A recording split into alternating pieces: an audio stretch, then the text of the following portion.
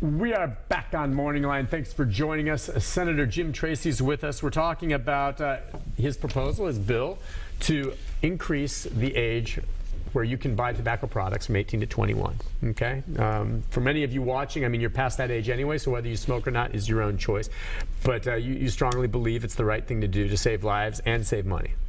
I do. I think in the long run it's going to save a lot of money. I think the challenge is going to be with the tobacco industry. They're going to go to all the legislators, and the way they'll do this is they'll go to the committee members first. It'll go through a committee in the House and the Senate. In the House, it'll go through a subcommittee, and then the full committee, and then on. And what they'll do is they'll try to get the committee members not to vote for this. And I think their strategy is going to be tax revenue. That's what I'm guessing. But it's hard to regulate that because they don't know how many 18 to 21-year-olds smoke. Right, they don't know that. They won't be able to say, okay, if this, well, they'll say you're going to lose some tax revenue. We know that, but they won't be able to put a number on it, you're thinking? I don't think so. I think it's going to be hard for them to because they don't keep up with the number of 18 to 21-year-olds that smoke. So that's going to be a challenge for them, but that's how they're going to do it. They're going to. I'm curious, have the lobbyists paid you a visit yet? They have. How does that go? I know it's different with different lobbyists, but they know obviously walking in, unlike someone who maybe is going to have to vote on it and hasn't decided,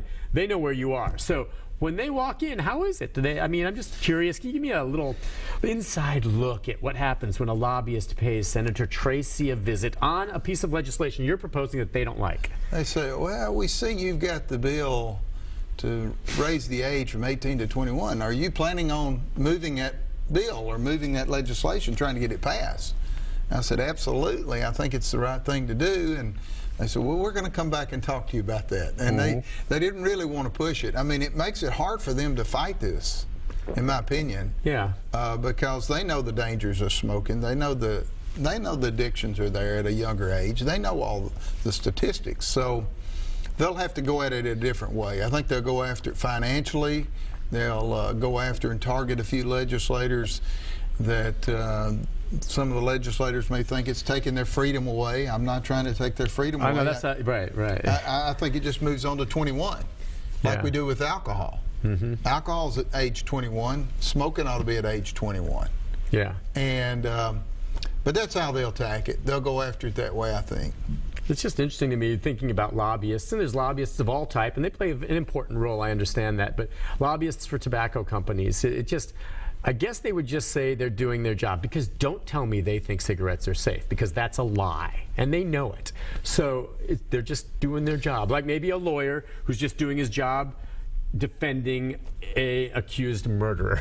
Well, and they have come up with a new product. The e-cigarettes are a new product, and the e-cigarettes, for example, are more palatable to people. Maybe a wee bit safer, is that what they're trying to say? It's what they're trying to say, because it's not smoking in your lungs, it's more of a water vapor type. But still there's nicotine. Still there's nicotine. So it'll be interesting. I'm anxious to see how they go out and attack it, but they won't like it. No, and they've got money. Big money. I mean, large money. That's what I was going to say. Okay.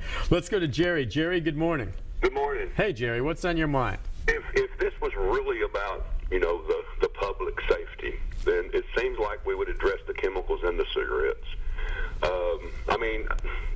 Here's what I see, or here's what I'm hearing. I'm hearing that maybe crime's down and we need another group of people to poke and prod at. I'm way over 18 or 21 and I don't smoke, don't care about it. But I know the chemicals that are in it. And if we really care about the citizens, why don't we address that? Thanks. Okay. Great, thank you. I'm all for addressing that. This is much easier to move the age from 18 to 21. I think that will probably the next step is to try to go after the chemicals that are in the tobacco, as he's pointing out. So I'm not against doing that, but I think right now in Tennessee, to move the age from 18 to 21 is the best way to attack it first. Yeah, it's one step at a time, maybe, as it comes in, because you do wonder about the additives and all this and tobacco, and that would be a very complicated. I was going to say, you go after the chemicals, it'll get, it'll be very complicated to go after them. They will fight you on the chemicals, and this way you're just saying, okay, you're going to move from 18 to 21, and then if you're 21, you want to smoke, It's your business. I think it's interesting too. Am I right on this, Rick and Senator? Like in states like Washington and Oregon, where they've legalized marijuana. Now that's all 21. I mean, you can't buy marijuana cigarettes at 18. I'm just saying, I'm trying to think of other things that are going to be smoked, you know. And seems to be consistent, is what you're saying. yeah, it seems to be. Is there a fiscal note attached to your bill I haven't here? seen it yet. I'm sure they're going to try to get one because they're going to say there will be loss of tax revenue. Okay, aside from the what else would beyond the loss of tax revenue, and I know that figures into what the cost the bill would bring. Is there anything else? Would there be costs associated with, you know, changing signage or whatever, you know, the labeling on packages of cigarettes? I don't know. There would be some, but not very much. I think the big thing that they will tackle when you're dealing with legislation in the state Senate and the state House, they'll go after the lost revenue to the state. And that's how they usually kill bills. That's how they kill bills. Because, and I understand as lawmakers, you guys are looking, you don't want to cost taxpayers money or, you know, pull money that could be used someplace else. So that's the way to do it? That's why they'll go after it. Okay, but plenty of times there is legislation with high fiscal notes that sometimes pass if it's deemed, not that yours necessarily does, but it's going to cost something. It will cost something. We just don't know what. I don't know how they're going to figure that. But the main thing is that your goal is to offset whatever they say that is with, okay, you're hypothetically telling this to us, and you don't even know how many 18 to 21-year-olds smoke. Nope. And I'm going to hypothetically tell you that whatever number you have there, a lot of them are going to have to be treated for lung cancers, and we're going to save a bunch of money from that. High blood pressure, they'll be on medication, all kind of health issues from smoking or nicotine. And when you talk about the 15, 16-year-olds, I guess part of this, too, is the law enforcement aspect of this. You pass the law, most people want to be law-abiding. It's hard to enforce. When you think about cracking down on underage smoking, I don't hear much of that. Do you? No. I mean, you know, I suppose if a teacher sees you smoking, they're going to grab you there, but not much. And, you know, I would think the educators would get behind this because, like you said, there's smoking in schools. This ought to cut back on that. Yeah, around not many 21-year-olds in high school. No, not exactly. And then once they get to, that's where you make it so that's their choice, but maybe they've matured to that point. I don't even know right now, what's a typical cost of a pack of cigarettes these days? Maybe $5, something? $4 or $5. Have you ever thought about kind of what they have in Canada, where they've tried to make cigarettes so expensive that young people can't afford them? Well, you know, the last time we raised the tax on cigarettes, I was in the legislature when they did that. Okay. And I think they raised it, if Rick will remember, around 43 cents per pack. 62 cents total was increased. Started in 2007, maybe? And actually, the revenue went down. People did not. It was high enough that people quit buying cigarettes. So the anticipation of the revenue that would be brought in by the increase in taxes actually did not do that. It would revert back. Okay. Because people just quit buying them. Yeah, they just quit buying the cigarettes. They just quit buying them. Because I would think that would at least shut down the younger people who have more of a tight budget, wouldn't be able to afford something. But the part of this, too, if you are truly addicted to anything, as you get older and you're into it, I don't care how expensive it is, you're going to find a way to get it. Right, exactly. That's the other problem. So my thinking is, if the price goes up to the point where young people really just can't afford it before they're addicted, then they're like, well, I can't pay $14 for a pack of cigarettes. Maybe they don't. I don't know. Let's go to Bill. Bill, good morning. Hey, hello. Hey, Bill. What's on your mind, my friend? Well, on the thing about the moving the age from 18 to 21, are we going to move the age of responsibility on a lot of other things from 18 to 21, like, let's say, draft? I know people have to register for selective service when they're 18. Are they going to move that to when they're 21? And also, like, let's say you commit a crime and the age of consent, are they going to move being able to be tried as a minor from 18 to 21? Are they going to be able to move, let's say you can't vote until you're 21? And I'm going to move everything from make a minority from 18 to 21 and everything. Thank you very much. Thanks for your call. You know, I understand his point where he's going on that. And when we talked about consistency, there is a lack of it here. How do you see the differences in those examples he gave? Well, first of all, we're talking about health, and we're talking about brains not being developed enough that they get addicted to nicotine. I understand where he's coming from. I've already anticipated that's going to be the argument that the young men and young women are fighting for our country at age 18. Aren't they old enough to smoke if they want to smoke?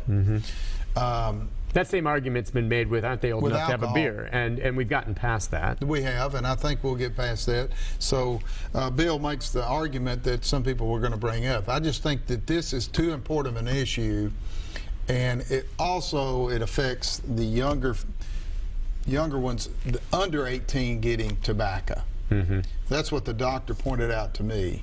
In the places where they've raised the age, the underage 15, 16, 17-year-olds lose the ability to get cigarettes and tobacco products as easily because their friends are older. And it was their friends that were providing them to them. That's what it is. And they've seen that drop in the areas where they've done that. So there's more to it than just keeping folks from smoking at age 21. It helps keep it out of the younger teenagers. Yeah, I mean, that's just interesting to me. Yeah, so you take it away, the ability for an 18-year-old to buy it, and they're not providing it for the younger people anymore. And as a result, there's less likelihood. You think it's even more addicting for a young brain at like 15, 16, something like that? The doctors tell me that. I'm not an expert, but the doctors seem to think, and they have statistics to prove it, that you are addicted to it at a younger age. Yeah, and Rick, who produces the show, used to work for the Heart Association. They're behind this, right? I would imagine. American Heart Association, cancer, is it? Yeah, all of them are for it. They've all come to see me. They're going to help. Okay, so did it come to you? Did they approach you about this, or a doctor came to me? Okay. Doctor. I believe she's a pediatrician, and met with me and brought it to me, and she went through it with me, and I just said it's the right thing to do. I'll sponsor it. Okay, and part of it is because your prior involvement with cigarettes or smoking. Talk about, was it 2007 where you were behind the idea to make every place smoke-free? Yes. It was a big deal. Yeah, now how was that battle? It's been great. But what was the opposition? Yeah, at the time. It was a big-time opposition. The Restaurant Association, some of them wanted it, some of them didn't. It's interesting. The restaurants really wanted to ban smoking, but they didn't want to do it themselves because they didn't want to upset their customers. I had several of them come to see me. So we're really for your bill, but we don't want to, because we don't want to do it. Yeah, right. So that was a big fight at the time. I mean, I remember the big fight. No one thought we were going to get it passed, and we got it passed through the Senate, got 23 votes, I remember, and we sent it over to the House, and then they had to battle with it. And it was an interesting fight. Back then, if I ever write a book, that'll be one I write it. And that battle, that would be fascinating. And the battle that you're talking about resulted in some exemptions, right? As they stand today, there are bars, private clubs, obviously, where you can do this, right? 21 and up. If you have establishments only for 21 and up. 21 and up. They can smoke. If it's a private club, they can smoke. And some smaller exemptions for small businesses. Okay, but other than that, most of the restaurants you and I frequent, I can't tell you, it's almost taken for granted now, but just how nice it was when that passed. And now you go in, and because how many meals did I have ruined over the years when it just happened someone nearby was smoking? I still will go in sometimes and say, table for 3, not smoking, please. And it always catches them off guard. Well, sir, it hasn't been smoking for a while. That's what I like. Yeah. We'll take a break on that note. When we come back, we'll take a few more phone calls. It's our final segment with our guest, Senator Jim Tracy, talking about tobacco products, and limiting the sale of it to those not 18 but 21, up until you're 21. What do you think of that? We'll be back with more right after this.